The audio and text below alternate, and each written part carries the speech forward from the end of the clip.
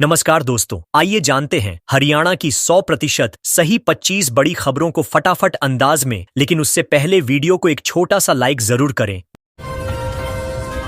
मस्जिद पर भगवा झंडा लगाने वाले की बेल खारिज। गुरुग्राम के उटोन गांव में मस्जिद की मीनार से तिरंगा हटाकर भगवा झंडा लगाने के आरोपी विकास तोमर की अग्रिम जमानत याचिका पंजाब हरियाणा हाई कोर्ट ने खारिज कर दी। कोर्ट ने कहा कि मामले में हिरासत में लेकर पूछताछ जरूरी है। विकास समेत 3 युवकों ने यह हरकत की थी। यह घटना सोशल मीडिया पर भी वायरल हुई थी, जिसके बाद प्रशासन सक्रिय हुआ और कार्रवाई की गई। कोर्ट के फैसले के बाद पुलिस अब आरोपी की गिरफ्तारी के लिए अभियान चला रही है। गुरुग्राम में चुनाव के दिन लौटेंगे मानेसर के अंडरग्राउंड पार्षद। मानेसर नगर निगम में मेयर चुनाव को लेकर सियासी पारा चढ़ा हुआ है। भाजपा ने 2 और पार्षदों के समर्थन का दावा किया है और उन्हें अन्य 12 पार्षदों के साथ अंडरग्राउंड कर दिया गया है। भाजपा जिलाध्यक्ष का कहना है कि उनके पास बहुमत है। उधर मेयर ने कहा है कि 5 अगस्त को सच्चाई सबके सामने आ जाएगी। पार्षदों की गोपनीय बैठक शिकोहपुर में हुई और यह मुद्दा अब राजनीतिक चर्चा का केंद्र बन गया है। सोनीपत में 1 करोड़ में 2 एफआईआर निपटाने की डील। दिल्ली पुलिस के इंस्पेक्टर सुनील जैन और क्लर्क प्रवीण लाकड़ा को सोनीपत में रिश्वतखोरी के आरोप में गिरफ्तार किया गया है। आरोप है कि उन्होंने दिल्ली के अलीपुर थाने में दर्ज 2 एफआईआर खत्म करवाने के बदले 1 करोड़ की डील की थी। प्रवीण ने 30 लाख रुपए पहले ही दे दिए थे। यह मामला विपिन नामक व्यक्ति के रिश्तेदार से जुड़ा है। दोनों को अदालत में पेश किया जाएगा। यह प्रकरण पुलिस विभाग में भ्रष्टाचार पर गंभीर सवाल खड़े कर रहा है। हरियाणा सीएम ने ज्वाइन कराया। पंजाब विजिलेंस ने रेड की पंजाब के चर्चित रियल एस्टेट कारोबारी और एसएडी नेता रणजीत सिंह गिल ने भाजपा में शामिल होते ही सुर्खियां बटोरी। लेकिन महज 92 घंटे बाद ही उनके चंडीगढ़ स्थित आवास पर विजिलेंस ब्यूरो ने छापा मार दी। विजिलेंस ने यह कार्रवाई गिल के पुराने मामलों की जांच के तहत की है। यह रेड राजनीतिक गलियारों में चर्चा का विषय बन गई है। भाजपा ज्वाइन करने के बाद ही यह कार्रवाई होना कई सवालों को जन्म दे रहा है।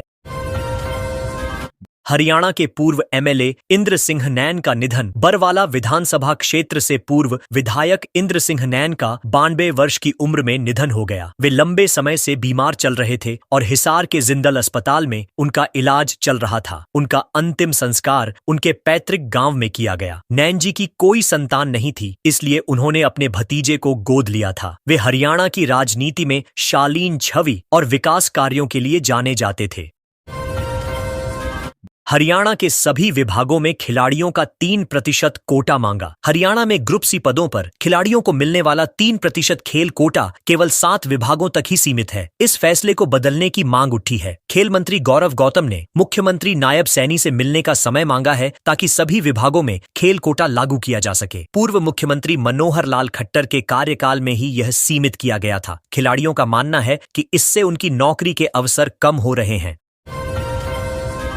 हरियाणा के HKRN कर्मचारियों को हटाने का लेटर वायरल। हरियाणा सरकार का एक लेटर सोशल मीडिया पर वायरल हुआ है, जिसमें कहा गया है कि कौशल रोजगार निगम में 5 साल से कम अनुभव वाले कर्मचारियों को हटाया जाएगा। लेटर पर मुख्य सचिव के साइन है, लेकिन मुख्यमंत्री के मीडिया सचिव ने इस पत्र को फर्जी बताया है। इससे हजारों युवाओं में असमंजस की स्थिति पैदा हो गई है। कर्मचारी संगठन भी इस मामले पर सरकार से स्पष्टीकरण मांग रहे हैं। गुरुग्राम जलभराव पर बोले सीएम। घनी बारिश में जलभराव स्वाभाविक। गुरुग्राम में जलभराव के मुद्दे पर मुख्यमंत्री नायब सिंह सैनी ने कहा कि शहर को अंतर्राष्ट्रीय मानकों पर विकसित किया जा रहा है, लेकिन जब भारी बारिश होती है तो जलभराव होना स्वाभाविक है। उन्होंने अमेरिका के कैलिफोर्निया का उदाहरण देते हुए कहा कि वहां भी घर बह जाते हैं। सैनी ने कहा कि अधिकारी हालात सुधारने में जुटे हैं। विपक्ष इसे प्रशासनिक विफलता बता रहा है। हरियाणा से बीजेपी कांग्रेस इनेलो के 12 विधायक जाएंगे अमेरिका। हरियाणा के 12 विधायक अमेरिका में होने वाले national conference of state legislatures में हिस्सा लेंगे। यह सम्मेलन 7 से 6 अगस्त तक बोस्टन शहर में होगा, जिसमें दुनिया भर के 6000 विधायक शिरकत करेंगे। हरियाणा से भाजपा, कांग्रेस और इनेलो के विधायक प्रतिनिधित्व करेंगे। यह प्रतिनिधिमंडल आज रात दिल्ली से अमेरिका रवाना होगा। इस यात्रा को लेकर विपक्ष भी सवाल उठा रहा है। गुरुग्राम लैंड डील में रॉबर्ट वाड्रा को कोर्ट का नोटिस। गुरुग्राम के शिकोहपुर गांव की जमीन डील और मनी लॉन्ड्रिंग केस में रॉबर्ट वाड्रा पर शिकंजा कसता जा रहा है। दिल्ली की राउज एवेन्यू कोर्ट ने वाड्रा समेत अन्य आरोपियों को नोटिस जारी किया है। प्रवर्तन निदेशालय पहले ही चार्जशीट दाखिल कर चुकी है। वाड्रा पर आरोप है कि उन्होंने मात्र 7.5 करोड़ में खरीदी गई जमीन को 58 करोड़ में बेचा। अगली सुनवाई से पहले कोर्ट ने सभी आरोपियों से जवाब मांगा है। यह मामला राजनीतिक तौर पर भी गर्मा गया है। हरियाणा में 5 अगस्त तक डाक सेवाएं ठप। हरियाणा में डाक विभाग की हड़ताल से पोस्ट ऑफिस 5 अगस्त तक बंद रहेंगे। इससे राखी भेजने की तैयारी कर रही बहनें परेशान हैं। वहीं पेंशन और जरूरी पत्र भी नहीं पहुंच पा रहे हैं। डाकघरों में ताले लगे हैं और कोई भी सेवाएं चालू नहीं है। राखी पर्व नजदीक होने के बावजूद बहनों को कई बार चक्कर काटने पड़ रहे हैं। डाक विभाग की हड़ताल से लाखों लोगों को असुविधा का सामना करना पड़ रहा है। सरकार से समाधान की मांग तेज हो गई है। 7 अगस्त से हरियाणा के प्राइवेट अस्पताल हड़ताल पर। हरियाणा में आयुष्मान भारत योजना से जुड़े प्राइवेट अस्पतालों ने 7 अगस्त से इलाज बंद करने की चेतावनी दी है। कमेटी के अध्यक्ष सुरेश अरोड़ा ने बताया कि सरकार पर करीब 450 करोड़ रुपए बकाया है। उन्होंने कहा कि मजबूरी में यह कदम उठाना पड़ रहा है क्योंकि बिना भुगतान के इलाज संभव नहीं। इससे गरीब मरीजों की परेशानी बढ़ सकती है। सरकार पर दबाव बनाने के लिए यह कदम उठाया गया है। अभी तक सरकार की ओर से कोई ठोस आश्वासन नहीं मिला है। अकाली नेता रणजीत गिल भाजपा में शामिल। पंजाब के वरिष्ठ नेता और रियल एस्टेट कारोबारी रणजीत सिंह गिल ने शिरोमणि अकाली दल छोड़कर भाजपा का दामन थाम लिया है। वे हरियाणा के मुख्यमंत्री नायब सैनी के चंडीगढ़ स्थित निवास पर भाजपा में शामिल हुए। रणजीत गिल सुखबीर सिंह बादल के खास माने जाते थे। भाजपा में शामिल होने के दौरान पंजाब भाजपा के कई वरिष्ठ नेता मौजूद रहे। गिल के इस फैसले को पंजाब में भाजपा की पकड़ मजबूत करने के नजरिए से अहम माना जा रहा है।